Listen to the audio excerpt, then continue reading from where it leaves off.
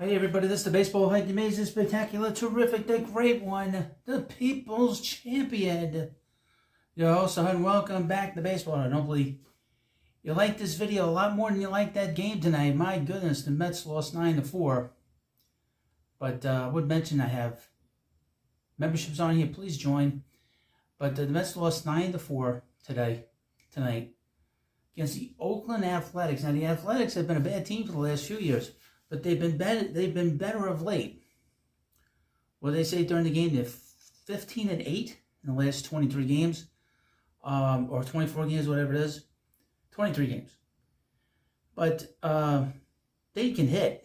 My goodness, they can hit, and the bullpen's pretty decent. Now this game was basically lost in the first inning because Paul Blackburn gave up 3 runs in the first inning. He didn't have much tonight. The reputation of him, when I was going through his numbers when the Mets made the trade, is that he does give up runs. I mean, he'll pitch well, but then he'll pitch poorly too. And that's what we got here tonight. Mets had a shot in this game. Now, they fell behind 7-1 in this game. The 3-run home run to Shea Langenarser, or whatever the hell his name was. I mean, they can hit. I mean, that's the one thing we saw with this club is this A's team can hit hit the ball hard. And Rook is a very good player. But the Mets have now lost 4 in a row. They had their shot in the 5th inning when they scored 3 runs, and then they basically sputtered. Can I ask a question? And I said this on X during the game.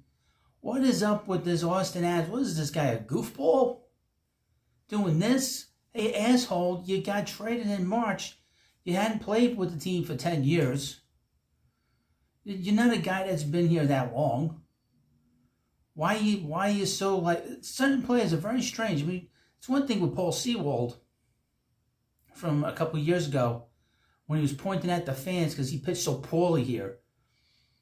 But Austin Adams never pitched for the Mets in a regular season game. He never pitched in front of the City Field as a Met and got booed off the mound. So why he was acting unprofessional in that 5th inning? It's the 5th inning, folks.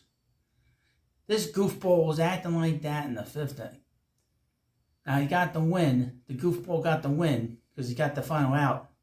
Got the final outs against them in that 5th inning. But be that as it may, I'm standing here in the studio. But what's weird about this game was that I don't feel like this team is in a panic. I don't feel panicked for whatever reason. I don't know. And I'll tell you when they feel panicked. I know some people out there are probably bugging out. But I don't feel that. Normally I would feel that. I would let you know. But I don't feel that because I think the manager was able to right the ship in May. And I don't sense any kind of sense of worry. But they have to do some things better. Obviously, they have to win. They got some runs tonight.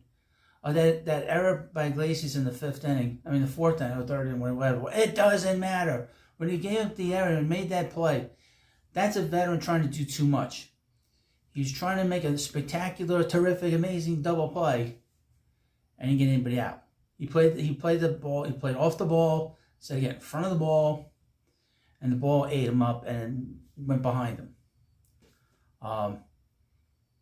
So that kind of led to the 3 runs in that other inning, and led to the home run by Shea Langenarser. And that's how it is, folks. Now the Mets tomorrow send out David Peterson. We'll see how he pitches. Hopefully he pitches better than his last start. And then they put Quintana out there on Thursday. Again, the Mets are right there. These other teams aren't running away with it. The Padres and the Diamondbacks are playing great right now, but it is August. The Mets are still right there, and so are the Braves. Braves won last night, but they're playing tonight against a pretty good Giants team that's been playing well. But no panic. There's no panic here at the baseball light. Far from it. Why should there be? You have a manager who knows what he's doing. You have a front office that knows what they're doing. I would mention this. I posted the video during the game. The Mets signed to a minor league deal, Eddie Rosario. Now you're going to ask, well, why would the Mets want Rosario? He played terrible with the Braves this year. Well, haha. But you never know when you might need a player like him somewhere down the line. If there's an injury, if Starlin Marte gets hurt again, because he's going to be coming back this week, I would think. I would hope that Marte coming back, he'll give them a bolt of energy, because he kind of needs some energy a little bit. And he's a high energy player when he's going well. So we'll have to see when he comes in. I would think within the next 4 or 5 days, no later than the Baltimore series, I would think. But they could certainly use his energy here. A couple of things. Pete Alonso had a good game. He did strike out 3 times. I thought he broke his nose when he slid in for that base knock later in I guess in the 7th inning. Thankfully, it didn't look like it was broken, but he was all cut up pretty good. And that 9th inning, you could see all the blood dried on his face. Hoping to get him cleaned up. He'll be ready to have he won't have any problems, I don't think. Jesse Winker still doesn't impress me. They mentioned during the game that his approach is very different than when he was with the Nationals. Again, Met Killer, folks. Don't ever forget that. Met Killers are known for one thing, they're Met Killers. He's not had a very impressive start to his time here with the Mets.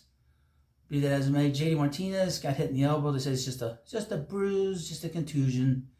And Mark Vientos had a big hit in the game. He looked pretty good. He's back from his injury. Francisco Lindor had a pretty good game. But obviously, when you fall behind by 6 runs, it's going to be difficult to win games. You know, when you fall behind in the first inning, like they did tonight, even against this team that is considered the second worst team, but they played pretty good, and they played really well in the last month. But when you lose and give up 3 runs in that first inning, you're going to lose. And we saw that last year, all the games the Mets lost when they gave runs in the first inning. They were notoriously bad at giving up runs in the 9th inning. And tonight was kind of a reminder of that. Also, the Mets have to cut down on the walks. You're not going to be able to go anywhere in any kind of season or be competitive if you're constantly giving up free passes to the opposition. And that's been a problem over the last few years. It certainly has been a problem this year. They lead the National League in walks. It's disgusting. It's got to stop. But nobody wants to listen to your host about Jeremy Hefner. Also, a couple other things. Christian Scott, supposedly he's going to be thrown soon. There's no rush to bring him back. I mean, they're in the wild card hunt. I would not rush him, be honest with you. And that's my view, my opinion. Brandon Sprout, a couple days ago, his first start in AAA did not go over so well. I would not be rushed to call him up. This is troubling the last few days because they've had some bad performances from the pitching staff in terms of the starters. But this is the kind of stretch you have sometimes in August, especially when you're in a pennant push, playoff push. But we'll see what happens, as I always say. So again, the Mets are right there. We're in good shape. Just keep it where it is. Hit the subscribe button. You'll get all the best commentary here, the best humor. Wasn't that Austin Adams a goofball? What an effing goofball! You know, I mean, what did the Mets do to him? They traded him. Was he mad to get traded for money? I don't know. Well, I do know one thing. Hit the subscribe button. What a great segue. And of course, thank you for watching this video. And plus, I'll put the link into the Eddie Rosario video and the link in the description, and you can watch it. And yada, yada, yada. Thank you for watching. Have a good night, and I'll see you tomorrow.